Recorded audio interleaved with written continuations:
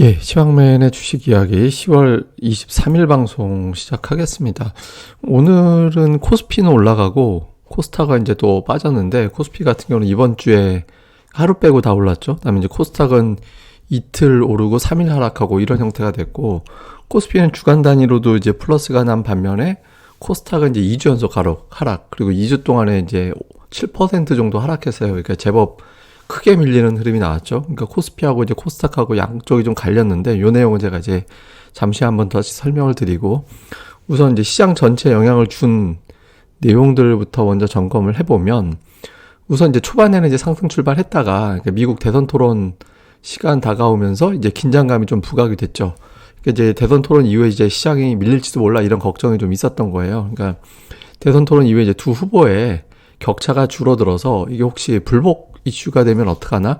이런 걱정을 하게 된 거죠.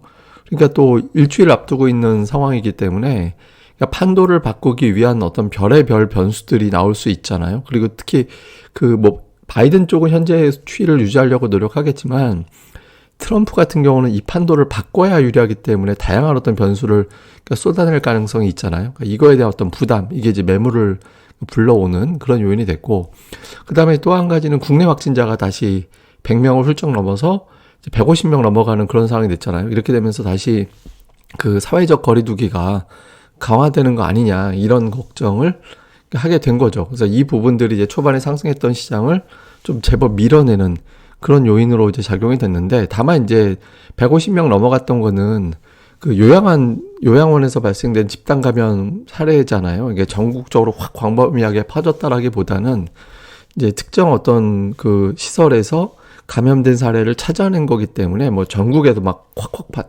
발생된 거랑은 조금 상황이 다른 거 아닌가? 그리고 이제 이거는 전수조사하는 과정에서 나온 거니까 조금 위험도에서는 좀 덜한 거다, 이런 인식이 좀 일부 있었던 것 같고, 그 다음에 이제 종목으로는 삼성전자가 오늘 버텼거든요. 그러니까 장중에 6만 원 밑으로 뭐 내려가는 흐름이 좀 나오다가도 6만 원 부근에서 이제 버티니까, 제가 이제 계속 말씀드리지만 삼성전자는 지금 증시에서 응원단장 역할을 하는 종목이기 때문에, 삼성전자가 버텨주면 다른 종목들이 종목 장세를 만들어내는, 시세를 낼 수 있는 그런 흐름이 나올 수 있거든요. 그러니까 삼성전자 딱 버텨주면서 뭐 금융주 같은, 최근에 이제 일명 가치주라고 분류될 수 있는 종목이라든가 배당주들도 같이 견디고, 또 종목들이 이제 올라가는, 뭐 철강 이런 종목들이 이제 올라가는 그런 흐름이 나오면서 낙폭을 제한했다가 나중에는 이제 돌아서는 그런 움직임이 나왔죠. 그러니까 삼성전자가 이제 또 특히 어제 외국인들이 270만 주 정도 매도를 했었는데, 외국인 투자들이 초반에는 이제 매도했다가 다시 그 매수로 돌리는 그런 움직임들이 좀 나왔거든요.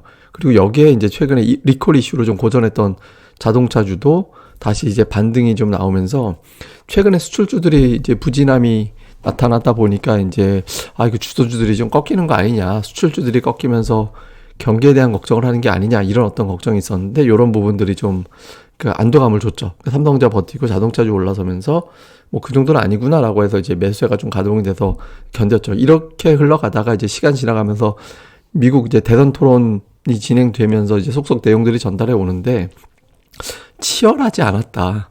예, 지난번 같이 굉장히 치열하고 이제 싸우고 막 이런 어떤 이제 양상이 나오진 않았거든요.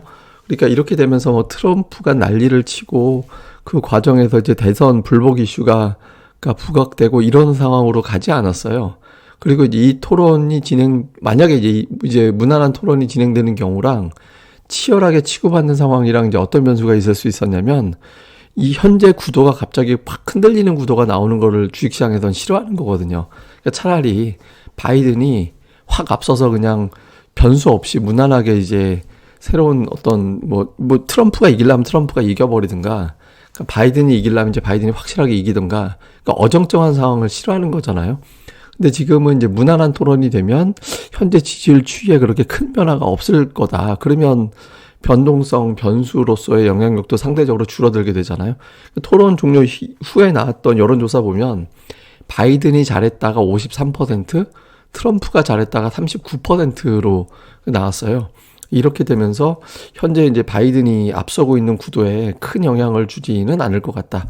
이렇게 이제 해석이 된 거죠. 이러면서 이제 증시가 좀 이제 반등을 하는, 그런 어떤 계기로 작용을 했죠. 그리고 특히 바이든 이날 그 나왔던 발언들을 좀 보면 뭐 우리나라 쪽에서 뭐 다른 거 중국 관계 뭐 미국 코로나 이슈 뭐 이런 것들은 우리가 이제 크게 관심 있게 볼 필요는 없는 거고, 그러니까 북한 이야기가 나왔잖아요. 그러니까 트럼프는 자기가 전쟁을 막았다, 김정은하고 친하다 이런 이야기를 좀 했는데, 그러니까 바이든 같은 경우는 트럼프보다는 좀 확실히 좀 그 강경하긴 하죠. 근데 이제 김정은 만날 수도 있다라는 언급을 했거든요.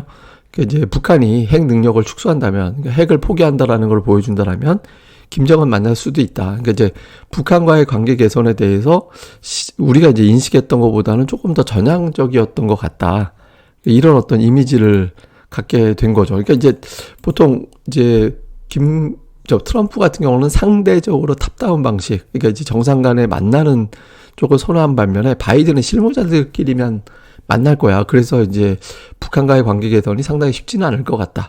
이런 어떤 의견들이 좀 있었거든요. 근데 이 부분에 대해서는 생각했던 것보다는 조금은 전향적인 것 같다. 그러니까 이렇게 해석이 된 거죠. 그래서 한반도 정세가 굉장히 긴장 관계로 갈 수도 있다. 이런 어떤 의견들이 없잖아 좀 있었는데, 이런 어떤 만에 한해의 어떤 걱정을 좀 완화시켜주는 그런 역할을 했거든요. 그러니까 이게 한반도 정세의 불확실성 같은 경우도 금융시장에 제법 영향을 줄 수 있는 사안이잖아요. 근데 이거를 좀 덜어냈다라는 점에서 이제 주식시장이 조금은 좀 안도하게 되는 그런 상황이 있죠. 그러니까 원래 이제 바이든이 트럼프보다는 북한 문제에 대해서 더 강경할 거다라는 의견이 적지 않았거든요. 근데 이런 부분들을 조금 풀어준 것이 시장이 또 올라갈 수 있는 그런 이제 계기를 조금은 이제 제공했다. 이렇게 보면 될 것 같습니다. 그리고 수급에서도 오늘 뭐 코스피는 이제 올라갈 수 있는 뭐 소폭이긴 하지만 뭐 코스피가 오늘 올랐다 이렇게 얘기할 정도는 아니었잖아요. 근데 어쨌든 좀 돌아설 수 있었던 계기를 좀 줬던 게 수급이 괜찮았어요.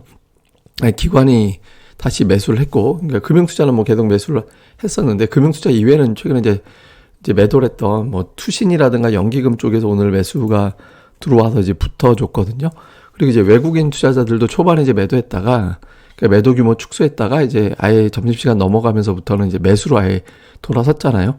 그러니까 업종으로도 보면 화학, 금융주 이제 매수했고, 최근에 이제 매수 우위를 보였던 업종이죠. 그리고 여기에다가 이제 전기전자 쪽, 전기전자 어저께 뭐 삼성전자 제법 매도하면서 이제 좀 나왔었는데, 오전에 매도했다가 장중에는 또 매수로 제법 돌아서는 움직임도 나왔었거든요. 그래서 전기전자를 대량으로 또 연속해서 팔기 시작하는 건가?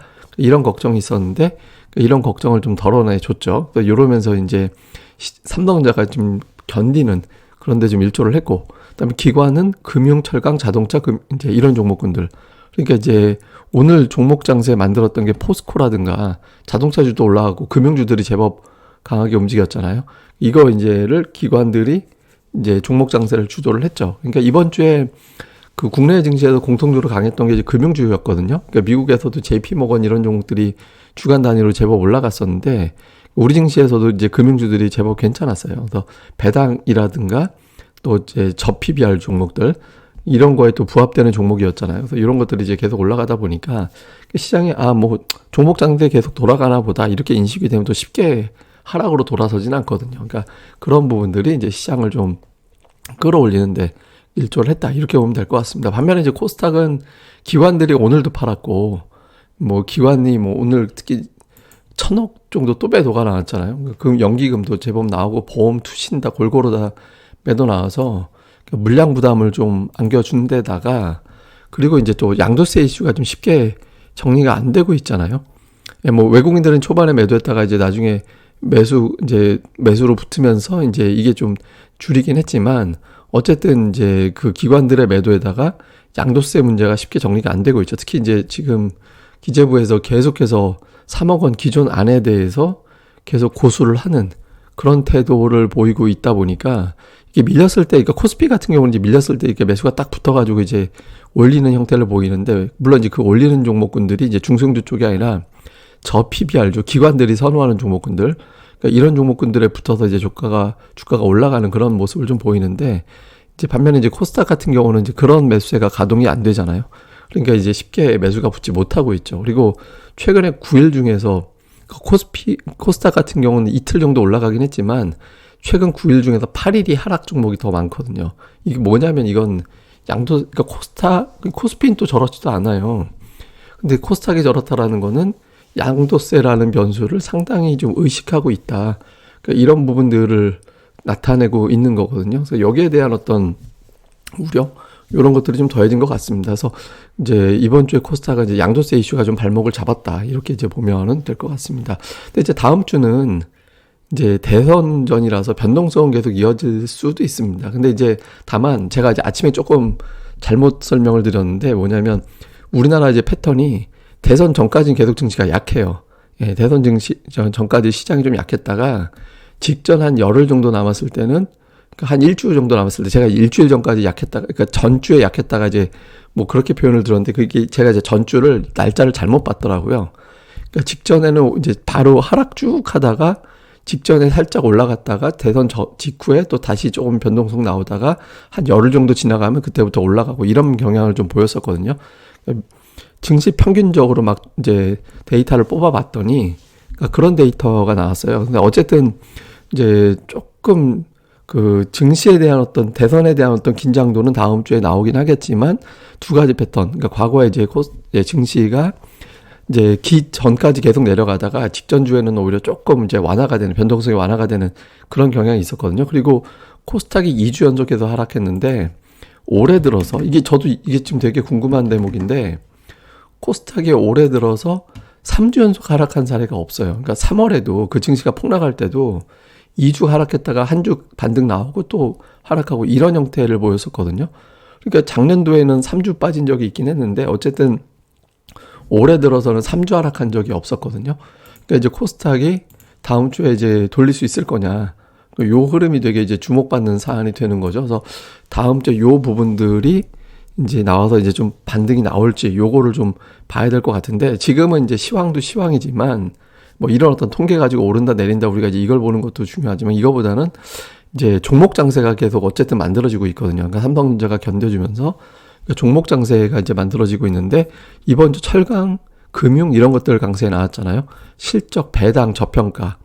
예, 그러니까 저평가라는 건 저PBR. 철강 같은 경우는 포스코 실적 좋다 뭐 이런 내용들 움직여서 올라간 거고 물론 이제 뭐 금융주 같은 경우도 실적도 괜찮은데 저 PBR PBR이 0.3배 막 이래. 사실 우리나라 증시에서 지금 웬만한 종목들은 PBR이 1.0배가 안 돼요.